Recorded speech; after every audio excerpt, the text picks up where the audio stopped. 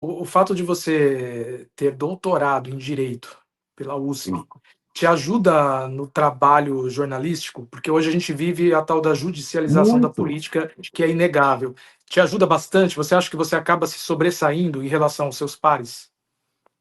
É algo que eu já conversei com o Emílio Surita, que foi um dos responsáveis por eu entrar no audiovisual. Eu caí de paraquedas na comunicação, no audiovisual, por volta de 2021, em 2021. E em 2022 eu estourei como comentarista político. E em 2022 nós vivemos o auge da politização do judiciário, da judicialização da notícia e da hegemonia do judiciário em todos os campos da vida do brasileiro. E eu entrei neste momento, tendo eu uma boa formação, pós-graduado, mestre, doutor, e já em estado avançado da realização da minha livre docência, que só não avançou porque a minha vida ela virou de ponta cabeça e só agora eu estou retomando, que foram os três motivos de eu também ir para o Metrópolis. Quatro, aliás. Cinco, né? O primeiro, não prejudicar esta fase de ir para a televisão da Revista Oeste. Segundo, eu ter que trabalhar mais por conta dos processos pretéritos, então eu voltei a fazer a minha tese de livre docência e cuidar dos meus processos anteriores. Fui comprado como se compra um jogador de futebol, ou seja, para fazer o meu jogo. Tenho uma cláusula de amparo jurídico, que para mim é fundamental. E, quinto, eu estou indo para um portal de jornalismo que não tem medo da verdade também e tem condições de dar furos como o escândalo do INSS. Eu queria dizer isso para voltar a essa questão que o sucesso veio praticamente daí, de eu ter esse cabedal de... E veja, eu sou uma pessoa excêntrica, sempre fui. Muito, muito. Eu sempre fui um aluno excêntrico. A minha tese, minha pós-graduação não, mas a minha tese de mestrado foi uma tese excêntrica. A minha tese de doutorado foi uma tese tão excêntrica que ninguém nunca, jamais escreveu sobre isso no Brasil.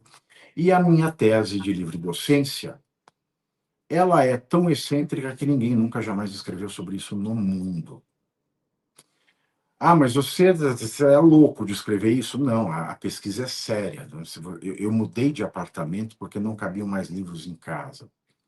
Eu sou uma Sobre o que pessoa é a muito sua, sobre, focada. sobre Eu o não que é vou a sua falar tese? porque senão alguém vai ouvir Ah, tá.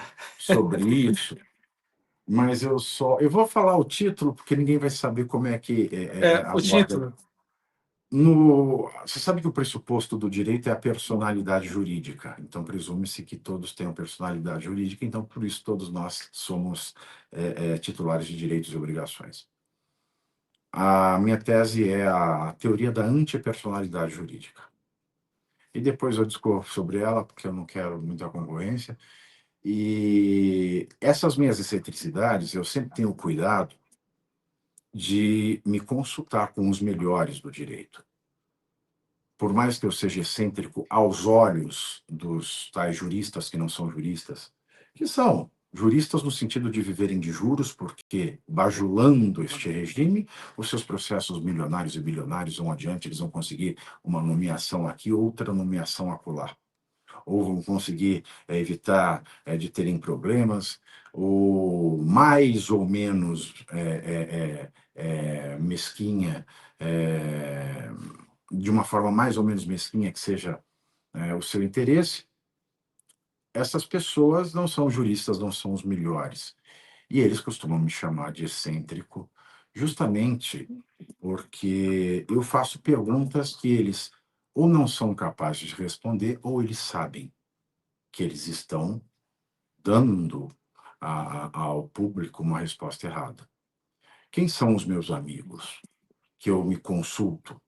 Bom, eu tive a honra de conviver com o falecido professor José Carlos Moreira Alves, que na faculdade a gente fazia até o nome do pai quando ele ia para a faculdade, e a gente falava que ele não tinha notável saber jurídico. O professor Moreira Alves era tão genial que a gente falava que ele tinha santíssimo saber jurídico, e tanto é que eu estudei no Largo de São Francisco na época dos grandes medalhões das pessoas que construíram o direito no Brasil.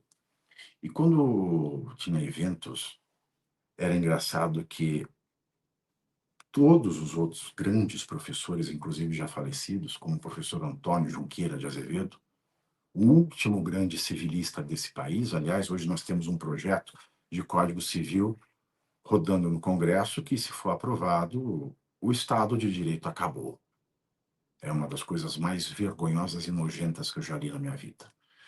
Mas o professor Moreira Alves, sobre ele, o professor Antônio Junqueira de Azevedo, o último grande civilista vivo desse país, morreu, se não me engano, em 2018. 2018, não, 2008, já faz algum tempo, estou ficando velho. Ele dizia o seguinte: nós tínhamos que sempre obrigar o professor Moreira Alves a ser o primeiro a falar, e nunca o último.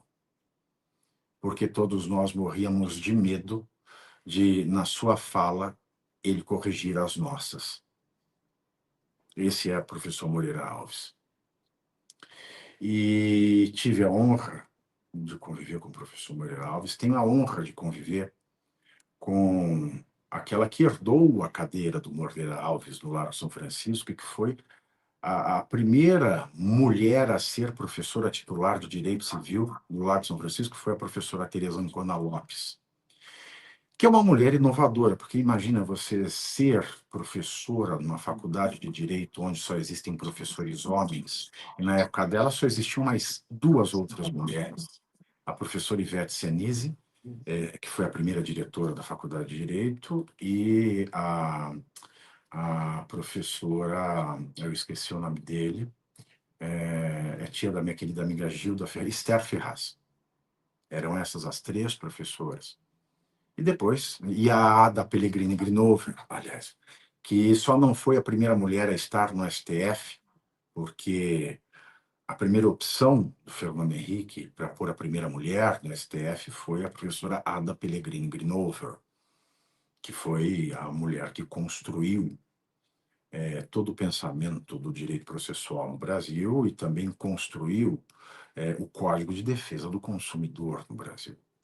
Mas ela não podia ser ministra do STF porque ela não era brasileira nata. Ela era nascida na Itália e, apesar de cidadã brasileira, o cargo de ministro do STF é reservado a brasileiros que nascem, né, no solo brasileiro, exceto se nascem em solo estrangeiro, filhos de pais brasileiros que estejam no estrangeiro em missão diplomática. Ora, tanto é que a professora Teresa Ancona Lopes, ela inovou o direito brasileiro e, no final dos anos 60, ela criou o conceito de dano estético no Brasil. Esse livro mudou toda a jurisprudência brasileira e mudou todos os rumos do entendimento do dano moral, inclusive, no Brasil. Depois ela foi a primeira no Brasil a falar sobre a culpa do tabagista pelos males causados pelo cigarro. No Brasil, hoje, só não existe uma indústria de indenização contra a indústria tabaqueira como existe nos Estados Unidos.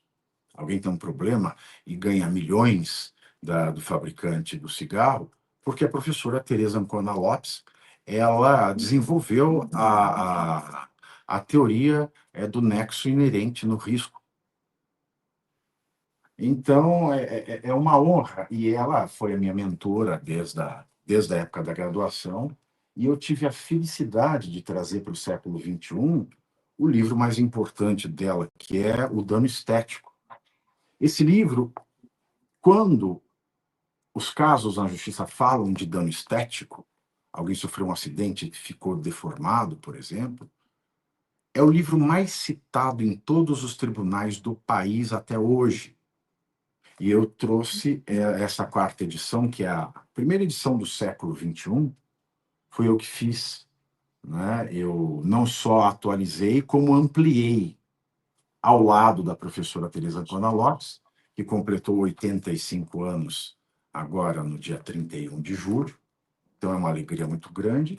E sempre quando eu falo de STF, e é isso que é o mais importante, eu tenho um grande amigo nesta vida que foi o melhor professor que eu já tive na Faculdade de Direito, que é o maior constitucionalista vivo no Brasil, que é o professor Manuel Gonçalves Ferreira Filho.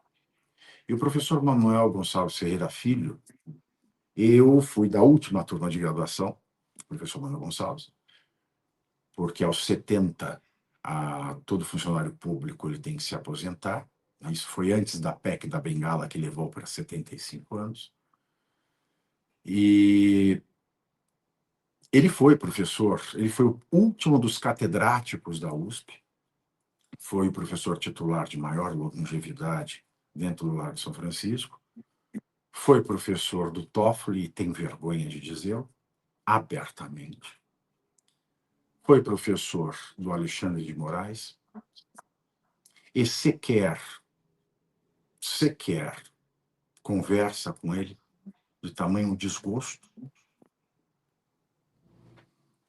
E dentro, ele é reconhecido, inclusive, pelos seus pais, né? O professor Ives Gandra, né, é que fez este epíteto, foi ele quem disse, e eu repito sempre, porque o Ives Gandra foi calouro do Manuel Gonçalves no Largo de São Francisco. Ele diz o seguinte, ele diz, lá nos anos 40, acho que 48, também 40, se não me engano, ele diz, o professor Manuel Gonçalves Filho desde muito tempo, ele é, por mais de 60 anos, o maior constitucionalista vivo do Brasil. Por 60 anos, até hoje. E tudo que eu faço de crítica, a mais pesada, inclusive, é claro que o professor Manuel Gonçalves ele é um sujeito elegante, é um homem do seu tempo, é um lorde, e ele não compactua com, é claro, a minha excentricidade, mas com o conteúdo que eu passo através dessa excentricidade, eu me consulto sempre com ele. E quem se consulta com o maior de todos tem um